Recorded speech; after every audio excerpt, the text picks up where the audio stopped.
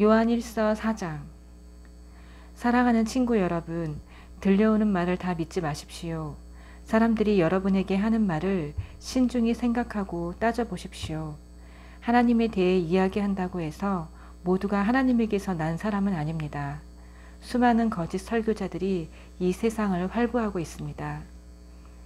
참 하나님의 영을 가려내는 기준이 있습니다.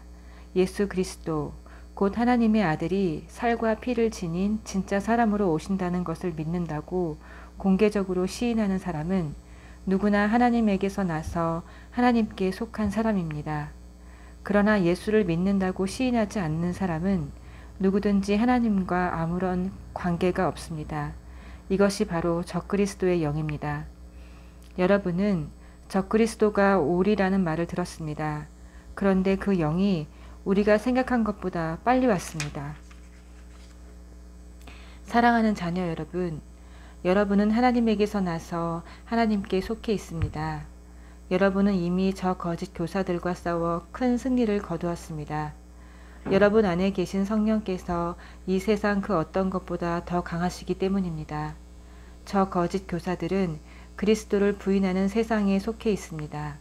그들은 세상의 언어를 말하고 세상은 그들의 언어를 먹고 자랍니다. 그러나 우리는 하나님에게서 나서 하나님께 속해 있습니다. 하나님을 아는 사람은 누구나 우리의 말을 이해하고 듣습니다. 물론 하나님과 아무 관계가 없는 자는 우리의 말을 듣지 않습니다.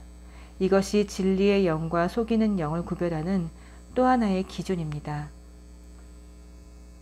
사랑하는 친구 여러분, 사랑은 하나님에게서 오는 것이니 사랑하기를 멈추지 마십시오. 사랑하는 사람은 모두 하나님에게서 나서 하나님과의 사귐을 경험합니다. 사랑하지 않는 사람은 하나님에 대해 아무것도 알지 못하는 자입니다. 하나님은 사랑이시기 때문입니다. 그러니 여러분도 사랑하지 않으면 그분을 알 수 없습니다. 하나님께서 우리를 향하신 그분의 사랑을 이렇게 보이셨습니다. 하나님께서 하나뿐인 자기 아들을 세상에 보내셔서 우리로 그 아들을 통해 살게 하신 것입니다. 우리가 말하려는 사랑은 이런 사랑입니다. 우리는 한 번도 하나님을 사랑해 본 적이 없습니다. 그럼에도 우리를 사랑하신 하나님께서 자기 아들을 희생 제물로 보내주심으로 우리 죄뿐 아니라 그 죄가 하나님과 우리의 관계에 입힌 상처까지 깨끗이 없애주신 것입니다. 내가 사랑하고 사랑하는 친구 여러분, 하나님께서 이처럼 우리를 사랑하셨으니 우리도 서로 사랑하는 것이 마땅합니다. 지금까지 하나님을 본 사람은 아무도 없습니다. 그러나 우리가 서로 사랑하면 하나님께서 우리 안에 깊이 머무르시고 그분의 사랑이 우리 안에 완성되어 완전한 사랑이 됩니다. 하나님께서 우리에게 자신의 생명, 자신의 영에서 난 생명을 주셨습니다. 이것으로 우리는 우리가 그분 안에서 변함없이 충만하게 살고 있는 것과 그분이 우리 안에 살고 계신 것을 압니다. 또한 우리는 아버지께서 자기 아들을 세상의 구주로 보내신 것을 직접 보았고 그것을 공개적으로 증언합니다. 예수가 하나님의 아들이심을 시인하면 누구나 하나님과의 친밀한 사귐에 끊임없이 참여하게 됩니다. 우리는 이것을 너무도 잘 압니다. 우리는 하나님에게서 오는 이 사랑을 마음과 영혼을 다해 껴안았습니다. 하나님은 사랑이십니다. 우리가 사랑의 삶 속에 영원히 살기로 작정하면 우리는 하나님 안에 살고 하나님도 우리 안에 사십니다. 이처럼 사랑이 우리 안에 자유롭게 드나들고 익숙해지고 성숙해지면 심판날에 우리는 염려할 일이 없을 것입니다. 그리스도께서 사신 대로 우리도 그렇게 살기 때문입니다. 사랑 안에는 두려움이 들어설 자리가 없습니다. 온전한 사랑은 두려움을 내어 쫓습니다. 두려움은 삶을 무기력하게 만듭니다. 두려워하는 삶, 곧 죽음을 두려워하고 심판을 두려워하는 삶은 사랑 안에서 온전해지지 못한 삶입니다. 그럼에도 우리는 사랑합니다. 사랑하고 사랑받습니다. 우리가 먼저 사랑받았으니 이제 우리가 사랑합니다.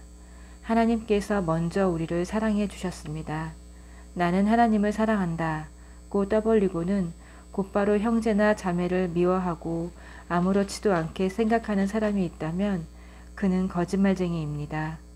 보이는 사람을 사랑하지 않으면서 어찌 보이지 않는 하나님을 사랑할 수 있겠습니까?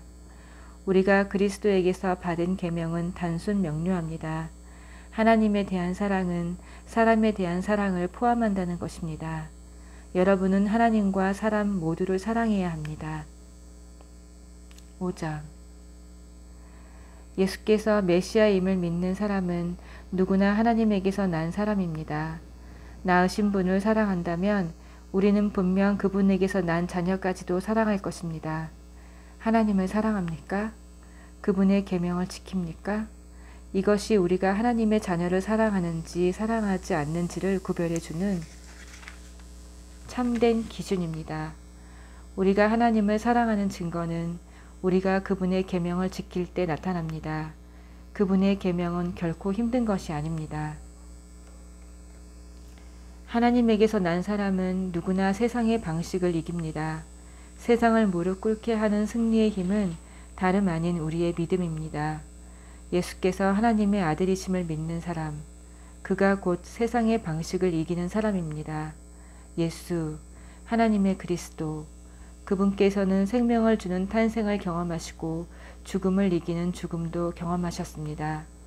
그분께서는 자궁을 통한 탄생뿐 아니라 세례를 통한 탄생도 경험하셨습니다. 그분께서는 그 세례를 통해 자기의 사역을 시작하시고 희생적인 죽음을 맞이하셨습니다. 성령은 언제나 진리를 증언해 주십니다.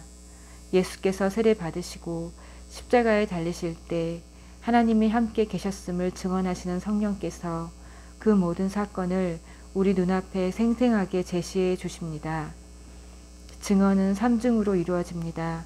성령과 세례와 십자가의 달리심이 그것입니다. 이 세 증언은 완전하게 일치합니다.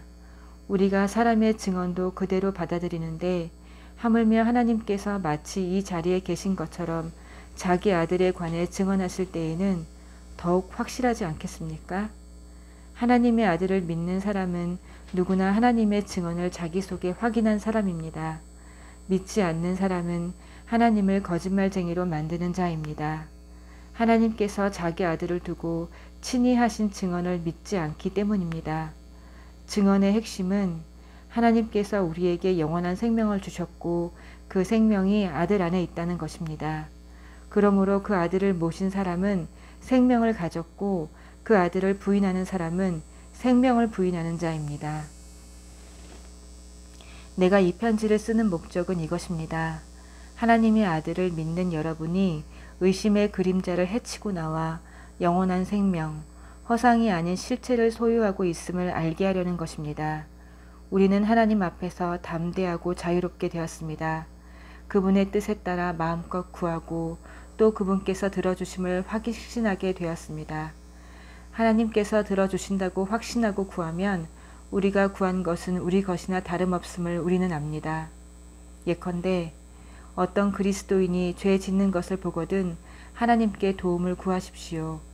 그러면 하나님께서 기꺼이 도우시고 죽을 죄를 짓지 않는 그 죄인에게 생명을 베푸실 것입니다.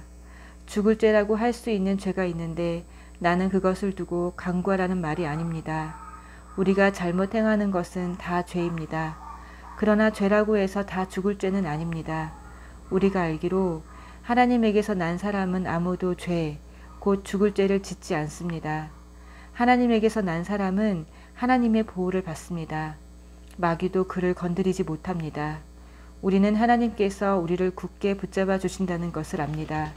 오직 세상 사람들만 마귀의 손에 붙잡혀 있습니다. 우리가 알다시피 하나님의 아들이 오셔서 우리로 하여금 하나님의 진리를 깨닫게 해 주셨습니다. 실로 멋진 선물이 아닐 수 없습니다. 우리는 진리 자체이신 하나님의 아들 예수 그리스도 안에 살고 있습니다. 이 예수야말로 참 하나님이시며 참 생명이십니다. 사랑하는 자녀 여러분, 모든 가짜는 영리하기 그지없으니 그들을 조심하십시오. 아멘.